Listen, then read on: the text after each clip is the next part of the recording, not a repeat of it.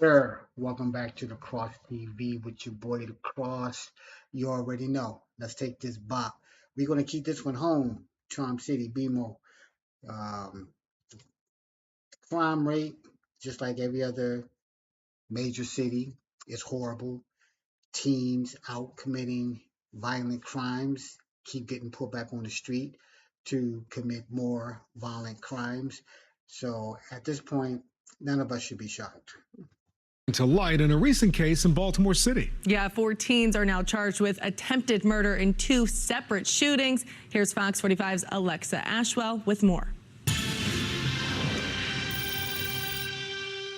Baltimore police announcing arrests in 2 separate unrelated shootings, 4 juveniles in total, all facing charges, and we're learning one of them has a prior criminal history. 4 juveniles, ages 15, 2 16-year-olds, and a 17-year-old, all charged with attempted first-degree murder.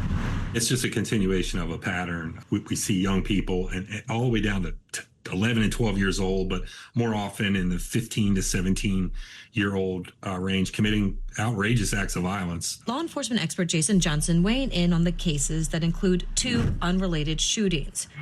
According to Baltimore police, a 17-year-old was arrested for the shooting of an 18-year-old female on West Hoffman Street in the city's Central District back in August.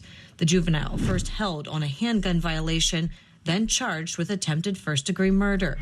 Baltimore police also announcing the arrest of 2 16-year-olds and a 15-year-old for the shooting of a 61-year-old man on West Lexington Street back in October. Now, you heard what they're saying? These offenses didn't happen last week or a couple of weeks ago. They happened months ago.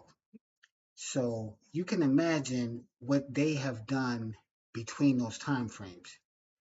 Ridiculous. The juveniles all charged with attempted first-degree murder. Baltimore police revealing one of the teens had a prior auto theft arrest. Johnson says without proper intervention, the nature of the crime committed by juveniles often escalates. Most young people, or most people in general, murder is not the first serious crime they've committed. There's an escalation.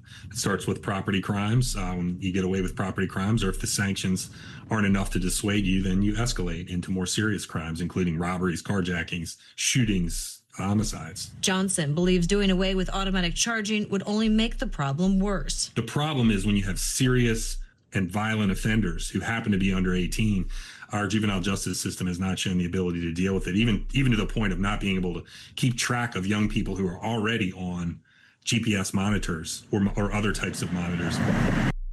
Like you said, it's the court. The community, when they do step up, law enforcement doing their job, we put them into the system, and then the system keep letting them back out. Ankle monitors are a joke.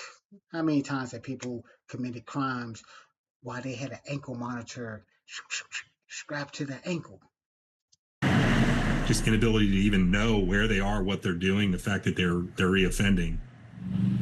Then there are privacy laws that protect the identities of these juveniles, even though they're facing adult charges. Johnson says that lack of transparency is also problematic when it comes to ensuring consequence.